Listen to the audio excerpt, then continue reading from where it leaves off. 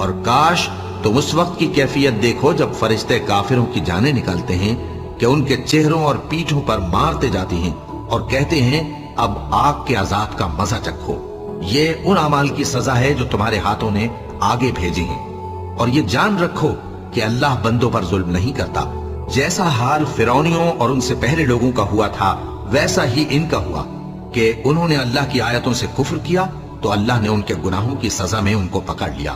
بے شک اللہ زبردست ہے، سخت عذاب دینے والا ہے۔ یہ اس لیے کہ جو نعمت اللہ کسی قوم کو دیا کرتا ہے جب تک وہ خود اپنے دلوں کی حالت نہ بدل ڈالیں اللہ اسے نہیں بدلا کرتا، اور اس لیے کہ اللہ سنتا جانتا ہے۔ جیسا حال فرعونیوں اور ان سے پہلے لوگوں کا ہوا تھا ویسا ہی ان کا ہوا۔